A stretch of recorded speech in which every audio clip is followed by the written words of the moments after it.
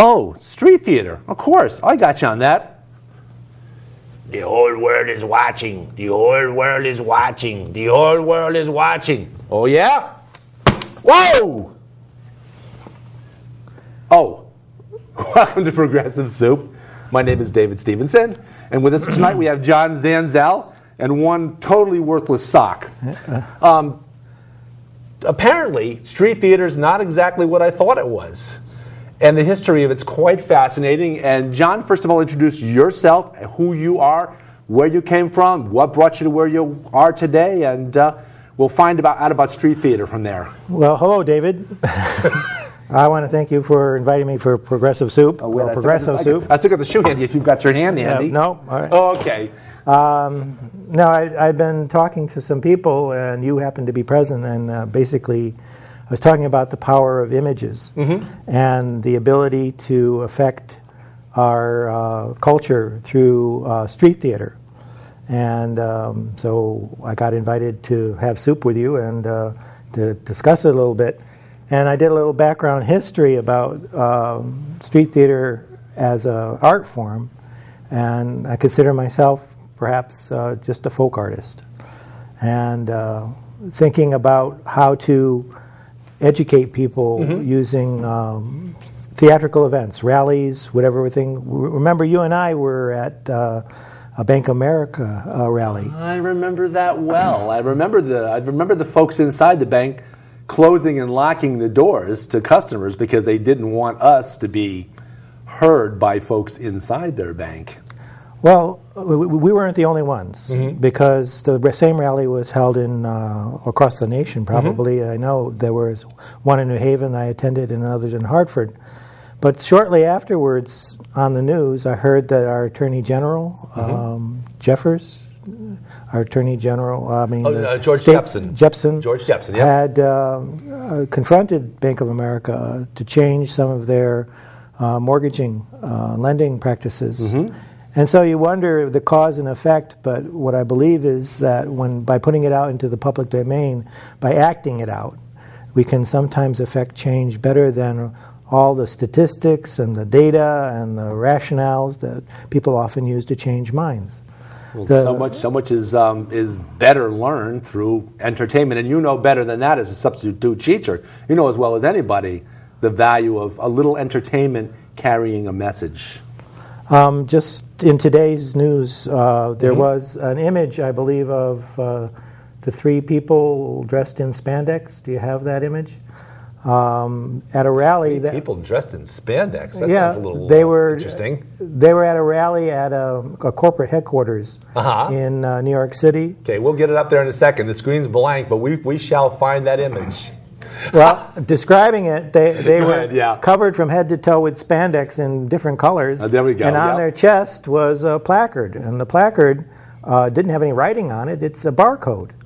And like you find on the supermarket shelves. Well, it can be scanned by mobile devices like a telephone and brought the people who were taking pictures of these odd characters at the corporate headquarters, would bring them to a website called Uncut USA, which is a progressive website. And so the information that can bring is immediate to the person who has the device. And what I'm trying to say is that street theater has changed. Originally, a lot of people think historically it came out of the Christian Catholic faith with the Passion plays. Yes. Around Easter time, people would act out the story of Christ because no one could read. And so the media of being able to perform it gave people the information, brought it to the public domain. So it overcame that lack of the ability to read on the part of most of the populace many, many hundreds of years ago. It gave the public a chance to be educated through the acting out of a well-known story. But politically, there's a lot of information that's available. And a lot of people believe the media is dominated, perhaps by one voice. And Fair to say. If only on Fox News can you learn something about what's happening in our culture at this time, then that may be a limited view, and that a wider range, including NPR, which was recently, the funding for it was in jeopardy in our Congress. Yeah. Perhaps because there was another voice there. Certainly the representatives that were trying to take away the funding didn't feel that it needed to be funded. Yeah, it's fair to say that although Fox is probably the bête noire, the bugaboo of people who have liberal or progressive points of view, maybe the underlying problem is it being corporate. And certainly all the other media outlets, however few of them there are left now, all pretty much are corporate. They're corporate owned. They're certainly not going to bite the hand that feeds them their ad dollars. So it's the corporate overlay is really what's the problem. And here we go. We've got to get around that and find a way to get information to people. And you say with these folks in New York, if people would take a picture of the placard was not placard and the barcode on their spandex persons, yeah. They could actually take their camera. They could actually go to a website from that and then get information on it. Yeah, the barcode is the key to the website, so directly through that media. But what I've been fascinated, and a lot of people have been fascinated about, is how media like this is a public domain, and that it can change the course of history, as it has in the Middle East. If you and I even on Fox News or on any news program have seen the democracy movements in the Middle East, it started with people being able to communicate, and they communicated with their cell phones through the social networking. That's, to me, what I think is modern street theater. So they can say to themselves, "Oh, I'm not the only one that feels that way. I'm not all alone in my beliefs." Because they connect with other people that have similar viewpoints or somewhat contrasting viewpoints, but at least they get a chance to communicate and absorb and pass ideas back and forth. Well, young people and a lot of people in the Arabic nations right now got their degrees. They were funded by their own governments to get degrees, but no jobs occurred, so they were unemployed afterwards. Yeah. The man in Tunisia who was selling fruit, he was supposedly a fruit vendor that set fire to himself and killed himself, was a university graduate. He didn't have any other work except selling that fruit. And when the authorities came down on him and took away it, because he didn't have the license, he hadn't paid the fee, and he killed himself, that information was communicated through the social media. That one act, which is not street theater that I'm trying to talk about, is not the images that I remember from the Vietnam era, but going back to that time when I was a teenager and I was in a university and we were involved in a war. Yes. One way that people expressed protest was by rallies and by marches, but also something that we called street theater. And to give you a flavor of that, when we were in the Vietnam era and young people gathered together in a public place, they would act out things about Nixon, things about what was happening in Vietnam, but the realization of bringing home the horror of what happened, sometimes we played dead. We actually died and laid down on the ground in the middle of Hartford, 1970, and let people walk over you, realizing maybe for the first time in a visceral way that they had seen someone die, which is what we were doing in a foreign land. So they were actually playing out everyone's fears, of course, death, but also by doing that, they're also playing out their hopes and their aspirations to contrast those fears, to let people know not just what they didn't want, but to draw attention to what they did want, the changes that were affected later on that eventually brought the Vietnam War to a close, probably a little quicker than it would have otherwise. Popular sentiment was changed. And again, what I'm trying to say is that once it's brought into the public domain and people are confronted with it, then hearts and minds change. And it isn't the rational, the data. How much does it cost us each week to be in Afghanistan or Iraq? Not only the cost of money, but the cost of the damage that's done to young soldiers, both men and women. And that could be literally told to you and not be connected to an action. You become impervious. You become sort of like far removed from whatever the dollar figure is. So that after a while, it gets the dollar signs. Yeah. You become immune to absorbing the gravity of it. But I guess with street theater, with any kind of visual demonstration, you get a better chance to understand and to observe and to personify within yourself, to get the feeling within yourself of what's going on in the world, so you can do something about it. Maybe someone could show us the image of the circus, the one where the backdrop is done by the Bread and Puppet Theater. Circus? Look at that. Okay. Bread and Puppet Theater started also almost 50 years ago. Several ones, the San Francisco Mime Troupe, Bread and Puppet, and the Living Theater, three that came to mind when I was doing a little background history on it. Here is a group that still survives up in Vermont, and it takes away the profit motive. People are invited to volunteer. You see the people in the back dressed in white? Volunteers that just show up. Just show up and they just to be part of an event. Sometimes there's a storyline involved or a parade involved, but the idea is that the images that are created by the puppets tell a story, mostly about the wish for peace and how to overcome oppression of peoples and funding of destructive things to nature and to our world. Everyone wants to do something, and people often feel powerless. But once they see other people moving and acting out the thing that they feel inside, then they're drawn, I believe, more strongly into it, and that's the power of images. And what I believe street theater could be, again, through the popular media. How does that contrast with flash mobs, or does it? Well, flash mobs is a name that I heard recently. The fact that people can be on a Twitter account and contact groups of people who are signed on to them, so that on a given moment when you wanted to have a rally, you wanted to make a point in that physical sense, and people are following you on your Twitter account, then they can know about it and, if available, be present at the rally. So you bypass things like the popular media, which right now are dominated by corporations. At times they're dominated by, certainly, their financial interest, and they may not wish to put out things. Public service announcements are public service announcements. But to know at this particular time I could be a part of something is immediate. And I believe that that has a powerful effect on people as far as drawing them into becoming politically involved and ultimately changing our culture in a positive way. So that's what I'm hoping that people will be interested in the future. So street theater has really evolved into a whole bunch of new kinds of things that elicits people's involvement. Maybe a lot of similarities to, like you say, that the story of Christ, the Passion of Christ, and people that would get involved in it and play it out in a street setting so that people could come and watch and learn and observe. But really a much greater, much broader variety of ways to do similar things. Is that what I'm hearing? Yeah.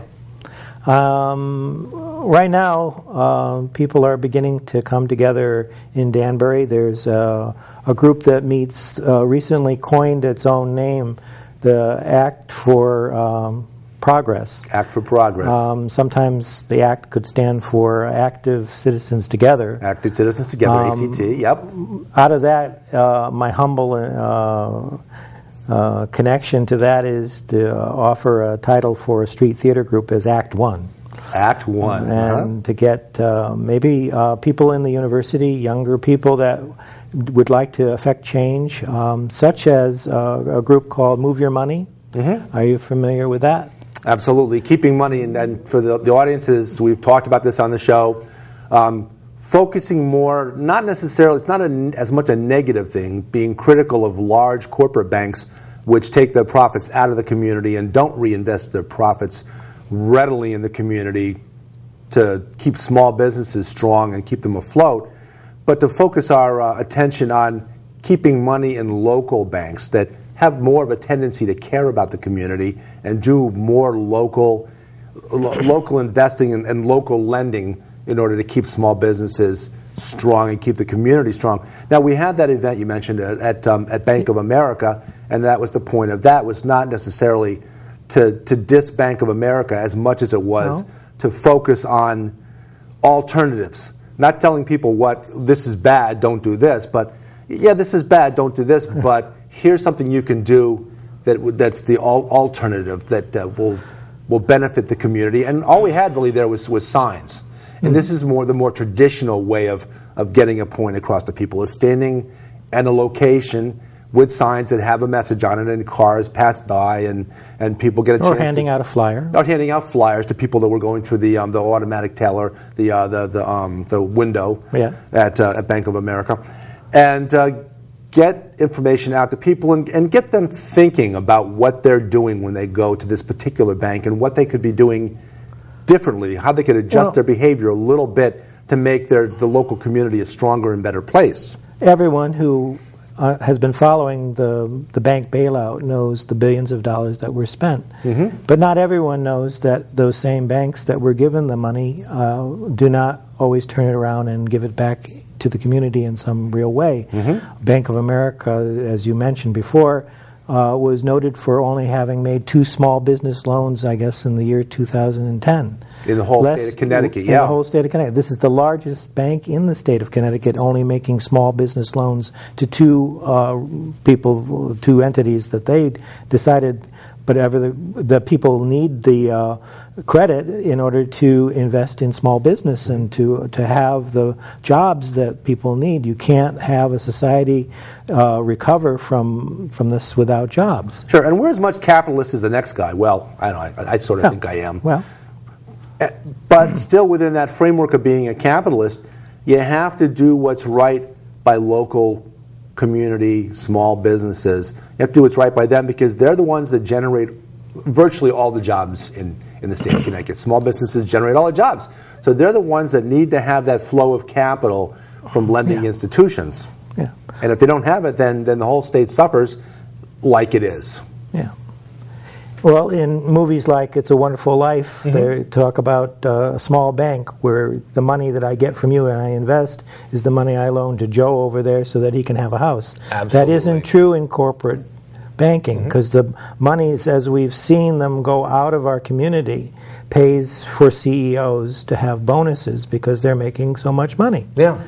So credit unions, the idea that your local credit union is right here in this town. Yes. And it's supported by working people and would actually pay a higher interest rate than the one from the corporate. And even if the interest rate's a tiny bit smaller, and I'm talking fractionally different, just pennies different, at least the money is going to find its way back to you. You put your money in, the money gets lent out to a friend or neighbor of yours that has a small business who sells some product or service, takes their profits, reinvests it locally. They go out and buy groceries at the grocery store. The grocery store owner spends their profit locally, and eventually it comes back to you. Eventually it comes around. It strengthens the community in far, far more subtle ways than you might imagine. To bring it back to our topic, though, in programs or to rallies that I've been in, a big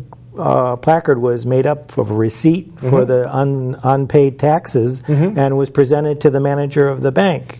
Yeah. The symbolic act, therefore teaching people about it, also brings open the idea that people who don't realize right now that they can move their money, that information is not going to be advertised by the large banks. They're not going to want you to know that you can move your money. If you're unhappy with how you've been treated when your friends and family members' houses have been foreclosed on, then you don't realize that you could be investing it locally. And the act of doing that through street theater, in my point of view right now, is that it teaches people. It brings it into the public domain. People can begin to think about it and then act upon it. And I've thought about this because I've had conversations with people that are affiliated, that work for smaller local banks, and wondering why they wouldn't get in on this thing in order to promote that shift of money from large corporate banks to them. And I think part of it is fear on their part, because the trend has been, of large corporate banks swallowing up small banks. Yeah. So I think it probably is a little bit unnerving for people working for small local banks to say or do anything that might be looked unfavorably upon by a bank that might one day either absorb them and might or might not have a job for them personally, or might just bring to bear some tough actions upon their bank in order to teach them a lesson. So it's a very tough, very careful walk they have to walk in the small banks. They can't really stand up for themselves maybe as much as they like to, so they have us to stand up for them. Because in fact, the small banks, the people that run them and people who work there are our neighbors, our friends. They're people that we care about because they in turn care about us. Educating the public through theater is one way of doing it. Through images that help them understand without statistics and numbers and a page full of words that there's something that we can do to change our life. So what other ways, what other types of street theater? What are we looking at in the future? What kind of things are we going to find? Clowning. Clowns. The clown? What about the clown? Oh, you want to bring the clown image up? No. Well, we're discussing it. Hold on. A little off-camera, on-camera talk with the director. I don't know what's going on right now. This yeah, throw it up there. Changed. Come on, let's bring it up there, and we're going to continue talking about other types of things, other types of street theater, and what people might reasonably expect to see. And additionally, as far as talking about local street theater, it seems like it's something, there's the clown. And that, by the way, is Wavy Gravy. Fellow that anybody that is familiar with the movie Woodstock or anything related to Woodstock would hear the name Wavy Gravy and know this is one of the things Wavy Gravy's been involved in since his Woodstock days. But anyway, so by getting involved in street theater, it seems like a natural progression that probably we'd see some kids from the local university kind of want to get involved in that too and be part of that, since these are the kids that are more technologically savvy. Well, as I had said previously, there is a place where they can come and talk about it. Yeah.